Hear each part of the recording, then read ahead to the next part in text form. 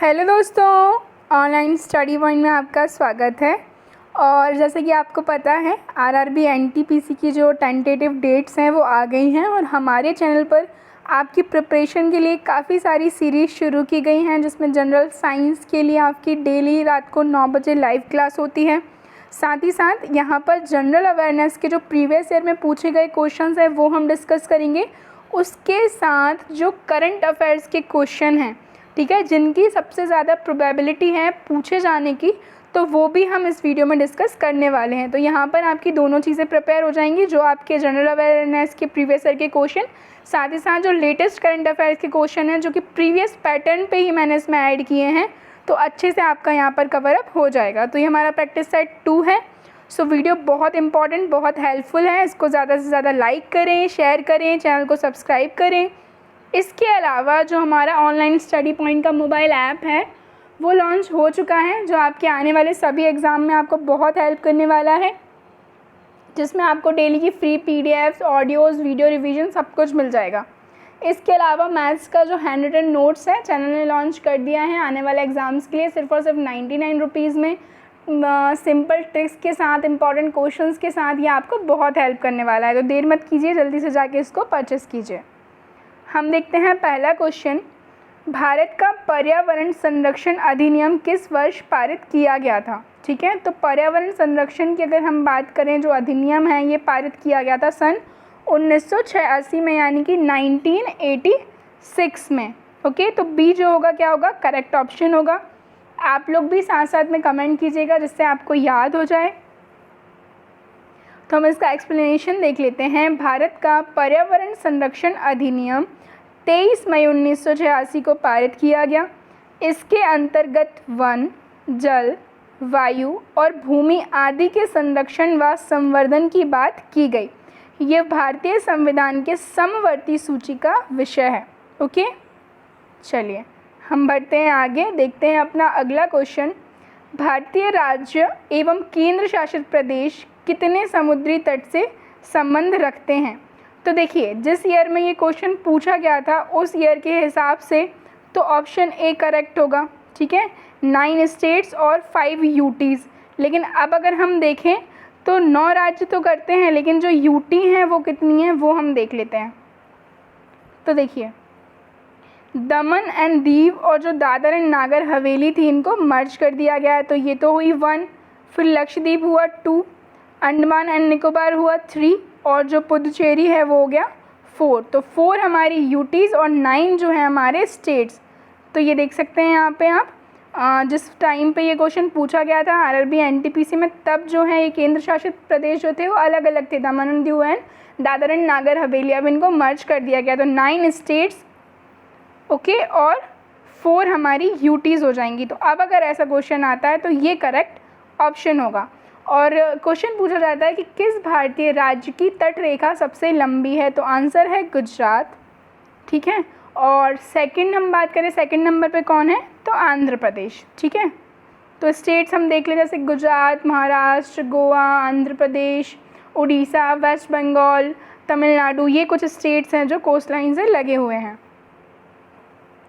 महाबोधि मंदिर संकुल भगवान बुद्ध से संबंधित 4 पवित्र स्थलों में से एक स्थित है, तो ये कहाँ पर स्थित है? Answer is Bihar. महाबोधि मंदिर गया, बिहार में स्थित है। ये एक प्रसिद्ध बौद्ध धार्मिक स्थल है। इस स्थान पर भगवान गौतम बुद्ध को ज्ञान की प्राप्ति हुई थी, जिसको निर्वाणा बोला जाता है ना। ये जो है आध्यात्मिक केंद्र के लिए विश्व विख्यात है और यूनेस्को द्वारा इस शहर को विश्व धरोहर स्थल में जो है शामिल किया गया था। यूनेस्को की अगर हम बात करें तो इसका जो हेडक्वार्टर है कहाँ पर है? पेरिस में है, और ये इस्टेब्लिश हुआ था 4 नवंबर 1945 को। ये भी आपको याद रखना है। ठीक है, वर्ष 2004 में नासा द्वारा प्रक्षेपित मैसेंजर अंतरिक्ष यान का अध्ययन, ठीक है, जो भेजा गया था वो किस प्लैनेट के लिए भेजा गया था? तो सबसे पहले नासा आपको पता होना चाहिए क्या है, नेशनल एरोनॉटिक्स स्पेस एडमिनिस्ट्रेशन। ठीक है, अमेरिका का है और इसका हेडक्वार्टर कहाँ पर है? तो वॉशिंगटन डीसी में इसका हेडक्वार्टर है। 1958 में जो है ये स्टैब्लिश हुआ था। ओके, तो ये किसके लिए भेजा गया था? तो ये भेजा गया था बुध के लिए। आगे देख लेते हैं हम। नासा द्वारा 3 अगस्त 2004 को messenger mercury surface space environment geo, ठीक है, ये जो था इसका नाम फुल फॉर्म कह सकते हैं इसको, और नामक अंतरिक्ष यान को बुध ग्रह के अध्ययन के लिए भेजा गया था। ये नासा का एक रोबोटिक अंतरिक्ष यान था। ठीक है, चलिए। माउंट सेंट हेलेना जो द्वीप है, जो कि एक सक्रिय ज्वालामुखी है, एक्टिव वॉल्केनो है, कहाँ पर स्थित है? तो it is situated in this USA, संयुक्त राज्य अमेरिका में। हम इसको देखते हैं। सेंट हेलेना द्वीप दक्षिणी अटलांटिक महासागर में स्थित है। इस द्वीप पर नेपोलियन को अंग्रेज़ों ने कैद कर रखा था। ठीक है, यहीं पर 1821 में उनकी मृत्यु भी हो गई थी, और आज भी यहाँ जो बोनापार्ट की कब्र है उसको देखा जा सकता है। नेपोलियन बोनापार्ट के बारे में तो लगभग सभी को पता होगा। हम देखते हैं अपना अगला क्वेश्चन। भारत के राज्य एवं संघ शासित प्रदेशों का संविधान किस भारत की किस अनुसूची में दिया गया है? किस अनुसूची में इसका उल्लेख मिलता है? तो आंसर क्या है? प्रथम अनुसूची। ठीक है, जो 12 अनुसूची है उनमें से जो प्रथम अनुसूची है उसमें भारत के राज्य एवं संघ शासित प्रदेशों का उल्लेख मिलता है।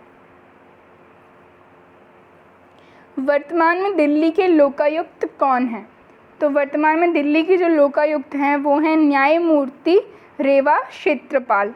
ठीक है, हम देखते हैं लोकपाल लोकायुक्त विधेयक लोकसभा में 27 दिसंबर 2011 को पारित हो चुका है। ठीक है, डेट आपको याद रखनी है। इस विधेयक के पारित हो जाने से केंद्र स्तर पर लोकपाल की नियुक्ति होगी और राज्य स्तर पर लोकायुक्त की नियुक्ति होगी।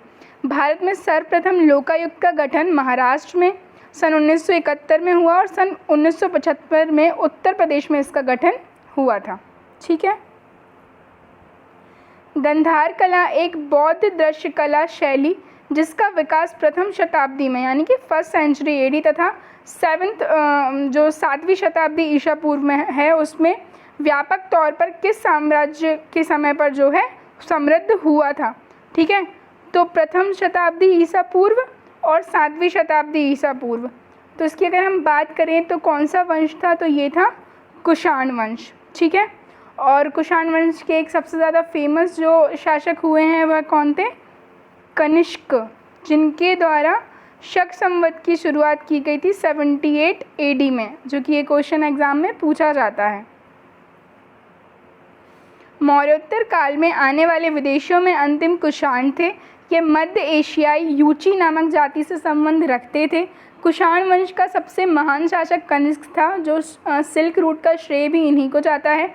गंधार मूर्तिकला शैली का वास्तविक विकास कुषाणों के संरक्षण में हुआ है। किस गवर्नर जनरल के समय भारत का स्वतंत्रता संग्राम सिपाही विद्रोह हुआ था, जो कि कब हुआ था? 1857 को। तो आंसर क्या है? लॉर्ड कैनिंग जो थे उस समय भारत के गवर्नर जनरल थे। ठीक है, गवर्नर जनरल लॉर्ड कैनिंग के शासनकाल में 1857 ईस्वी का प्रसिद्ध विद्रोह मेरठ से 10 मई, ठीक है, डेट याद रखनी है, कहाँ से स्टार्ट हुआ था ये भी याद रखना है, 10 मई के दिन प्रारंभ हुआ था। लॉर्ड हार्डिंग के शासनकाल में प्रथम एंग्लो सिख युद्ध हुआ था, जो कि 1845 से 40 में हुआ। और कैनिंग से आपको याद क्या रखना है, इनको जैसे ही 1857 का रिवोल्ट होता है और उसके बाद इनको क्या है, वायसराय बना दिया जाता है। ठीक है, गवर्नर जनरल की पोस्ट खत्म करके वो पोस्ट क्या कहलाती है? फिर वायसराय कहलाती है। भारतीय संविधान के अनुसार उच्च न्यायालय के न्यायाधीशों का स्थानांतरण करने का अधिकार है। तो ये अधिकार किसका है? तो आंसर है इस भारत के मुख्य न्यायाधीश को। ठीक है, तो हम अगर बात करें इसके बारे में हम डिस्कस कर लेते हैं अच्छे से।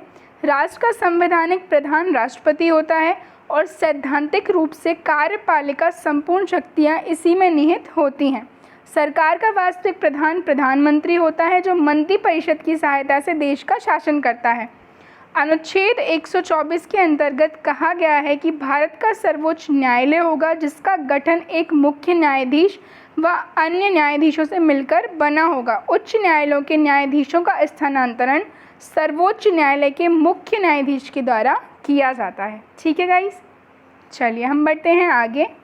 निम्नलिखित में से वायुमंडल के किस परत में रेडियो संचार संभव होता है? तो इसका जो सही आंसर है वो क्या है? आयन मंडल। ठीक है, हम देख लेते हैं आगे। रेडियो का संचार वायुमंडल की आयन मंडल परत से संबंध होता है, क्योंकि आयन मंडल अनेक आयनित कणों से मिलकर बना होता है, जिससे प्रकाश संकेत का परावर्तन संभव हो जाता है।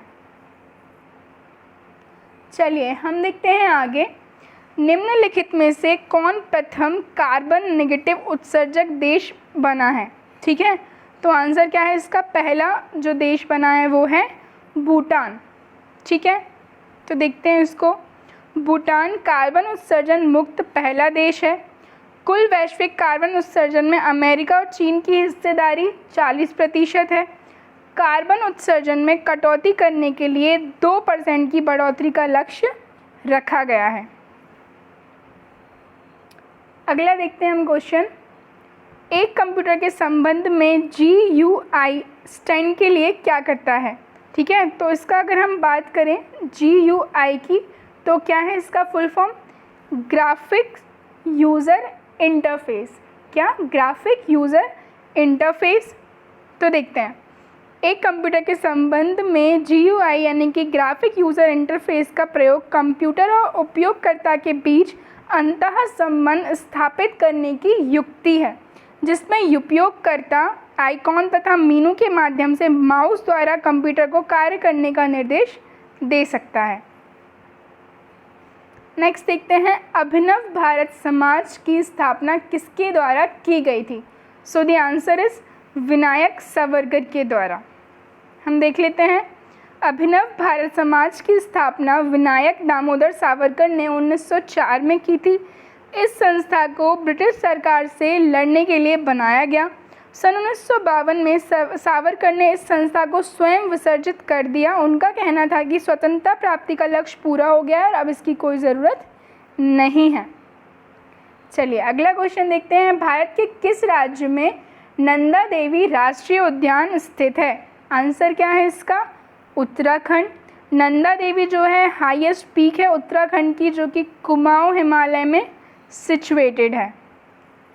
नंदा देवी राष्ट्रीय उद्यान उत्तराखंड के नंदा देवी पर्वत पर स्थित है। इसी को वैली ऑफ फ्लावर भी कहते हैं। जोशीमठ के पास धौली गंगा व अलकनंदा का संगम होता है और इसी क्षेत्र में valley of flower national park भी सिचुएटेड है। हाल ही में DRDO प्रमुख का कार्यकाल 2 साल के लिए बढ़ाया गया है, तो इनका नाम क्या है? क्या है इनका नाम? G Satish Reddy. Okay, DRDO की बात कर लें हम तो मुख्यालय कहाँ पर है? नई दिल्ली में है। DRDO भवन नई दिल्ली। स्थापना हुई थी 1958 में और इंडियन गवर्नमेंट की ये एक बॉडी है। कौन सा देश ब्रिक्स खेल 2021 की मेजबानी करेगा? तो आंसर क्या है इसका? भारत। ओके, ब्रिक्स का फुल फॉर्म देख लें हम। ब्राज़ील, रशिया, इंडिया, चाइना और साउथ अफ्रीका। हाल ही में विश्व स्वास्थ्य संगठन ने किस महाद्वीप को जंगली पोलियो से मुक्त होने का ऐलान किया है? सो द आंसर इज अफ्रीका महाद्वीप को। ठीक है, किसके द्वारा किया गया है? WHO के द्वारा। तो हम देख लेते हैं WHO के बारे में। वर्ल्ड हेल्थ ऑर्गेनाइजेशन, विश्व स्वास्थ्य संगठन, मुख्यालय जिनेवा में है, स्विट्ज़रलैंड में। स्थापना हुई थी 7 अप्रैल 1948 को। ठीक है, प्रमुख इसके जो हैं वो कौन हैं? तो टेड्रोस एधनॉम, सौम्या स्वामीनाथन और जैन एलिसन। हाल ही में नीति आयोग द्वारा जारी किए गए निर्यात तैयारी सूचकांक में 2020 में कौन सा राज्य टॉप पर रहा है? Answer is Gujarat. ठीक है, गुजरात की हम बात करें, कैपिटल क्या है इसकी? तो गांधीनगर। मुख्यमंत्री विजय रूपाणी, राज्यपाल आचार्य देवव्रत। अगला क्वेश्चन देखते हैं, हाल ही में SBI म्यूचुअल फंड के नए MD व CEO कौन बने हैं? So the answer is Vinay Tonse. और इसकी हम बात कर लें तो CEO कौन है SBI म्यूचुअल फंड के? तो अश्विनी भाटिया। स्थापित हुआ था ये कब? जून 1987 में। प्रायोजक भारतीय स्टेट बैंक और मुख्यालय कहाँ पर है? मुंबई में। सो गाइस, ये हमारी आज की वीडियो थी। आई होप आपको ये वीडियो पसंद आया हो। इसको ज़्यादा से ज़्यादा लाइक कीजिए, शेयर कीजिए, चैनल को सब्सक्राइब कीजिए। इसके अलावा जो हमारा मोबाइल ऐप है वो लॉन्च हो चुका है, तो देर मत कीजिए, डिस्क्रिप्शन में लिंक है, जल्दी से जाके डाउनलोड कीजिए। Thank you.